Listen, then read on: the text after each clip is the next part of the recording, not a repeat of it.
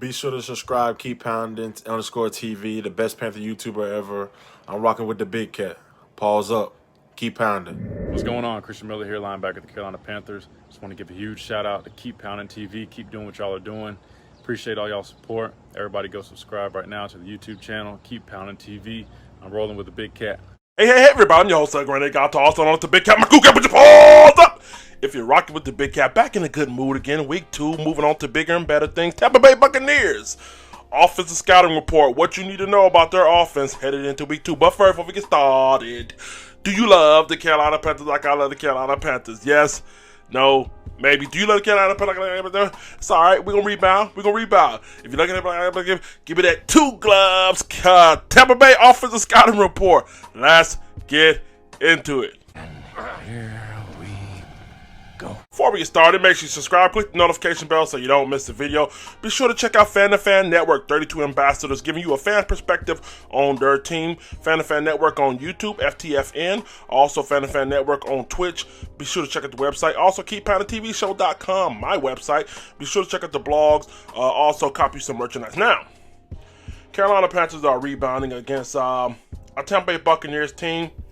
I want you guys to know, man, before you guys go out the window, and I know you're ready to, okay? Yeah, they lost 34-23 and everything looked bad. But just keep this in mind. They lost due to 2 turnovers. One was a pick 6 by Tom Brady. The other one was a fumble late in the game and on kickoff team, and it would lead to another point. So, do the math, y'all. 14 minus 34 is what? Should be, 20, right? All right. And how many points did Tampa Bay score? 23, right? So let's calm down with the fact, they sucked their garbage and they lost because of 2 blunders. Now, with that being said, the Tampa Bay Buccaneers are garbage. Listen, man, it is, it's kind of sad to see what I seen out of Tom Brady, man. It was just real questionable. The Tampa Bay Buccaneers look like a team who hasn't had preseason. They look like a team who hasn't had chemistry yet. So, I mean, it just to be on the bright side for the Buccaneers. The Buccaneer fans, if you're watching, I promise you probably week 5, week 6, maybe you guys get it going if you can get that chemistry, but I think you guys still got some things to figure out. Now, what I'm going to do today is I'm going to break down the offense, some of the things to look for, and I was going to show you guys some film, but YouTube likes to play games with these copyright claims. So what I'm going to do is I'm going to walk you through what I saw. Then tomorrow morning I will show you the film, and I'll still catch the copyright claim. It don't matter, but I'm going to walk you through this for monetization purposes. Now, with that being said, Tom Brady still has a deep ball on him, okay? Let's not get fooled. What was tricky, what was kind of blundering, or what was kind of bewildering to me is that Tom Brady struggles underneath in short passes. This whole game, a lot of underneath passes. I mean, it was just off the money, man. His first interception that he threw was a deep ball to Mike Evans running down the seam. By the way, he only had, Mike Evans only had 1 touchdown and I think 1 catch. Wow. 1 catch, 1 touchdown. Now, his first interception that he threw down the seam, Mike Evans stopped running on a skinny post. That's the Cardinal saying for a receiver. Yeah, the ball was overthrown. It was overthrown bad. But if he would at least got in there, he probably could have stopped the safety from intercepting it. Or who knows? He's 6'5". He could have made a play on it, man. You never know, but you don't stop running. Tom Brady gave that nigga the death stare. So, again, deep ball. He could throw it, but he still could throw it pretty deep. He started off with a corner route to Godwin. Looked good on that deep ball. What else? And if he doesn't sink the deep ball, he's so accurate going down the field that he drew at least 3 pass interference calls because his ball placement down the field is immaculate, man. I mean, it's weird to see somebody struggle underneath, but and that's what scares me about Tom Brady, because you can literally be whipping his ass the whole game, but he can just launch a couple deep balls and he's so accurate with it that, hey, your defense for the whole game that was doing good goes down the toilet because of 1 bad play. And we definitely got to contain that. Underneath, he struggles mightily. A lot of out routes he was throwing. On a pick 6, he threw an out route. Underthrew it bad. And they picked up on him, man, because he had ran I think the series before, they had ran 2 or 3 plays where they did out routes. So Janoris Jenkins was ready for it for the very next series when they ran an out route to the right. All right, so underneath throw, gotta watch out for that. Now, another thing they like to do, and they started it off the game early. They're trying to establish the run. Tampa Bay has been sucking in the run since last year. That's the reason why they threw for 5,000 yards. Now, I gotta give Saints credit. They stifled the running game. They stifled that shit. And when you make a team one-dimensional and you make a quarterback who has a weak arm like Tom Brady, at least underneath he has a weak arm and and struggles with accuracy, you make him one-dimensional. You know what I mean? And that's what they did. I mean, and here's what they like to do. They like the motion. They'll get in bunch sets and they'll motion the receiver down into the box and they'll use him to go chip. They'll chip.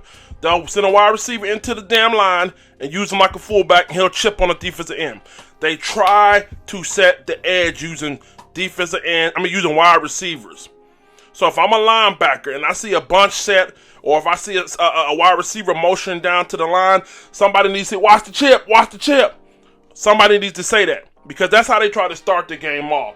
They start off bunch set, left, right, motion, bring them in, get them close to the line of scrimmage, set hike, boom, wide receiver chips down, they try to set the edge. If you guys want to know how to set the edge, watch the game what Cam Jordan did to Tampa Bay. He set that motherfucking edge.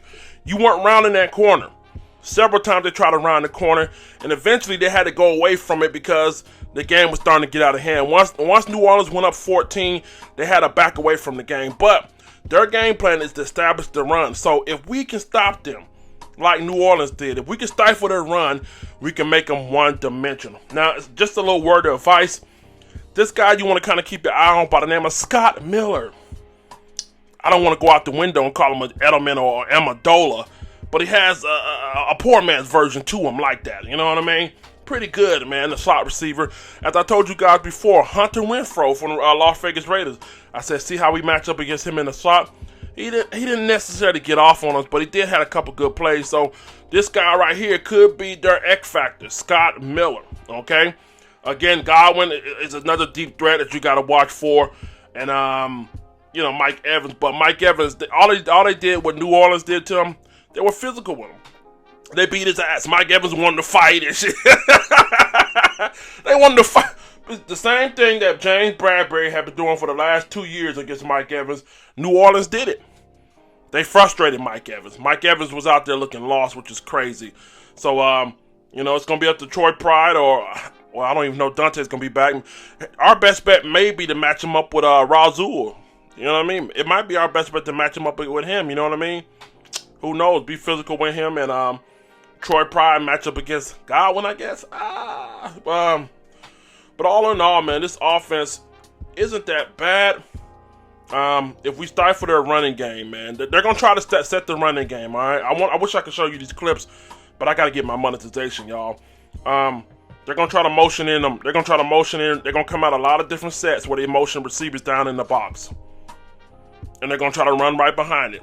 So somebody needs to be in charge of catching that. All right, if they're lining up or they'll try to do a toss out, or they'll do a bunch left or bunch right, and they'll toss right behind the bunch. Just add extra blockers in there. Somebody needs to get ready to call crack, crack, crack, crack. Watch the crack. Watch the chip. Watch the chip.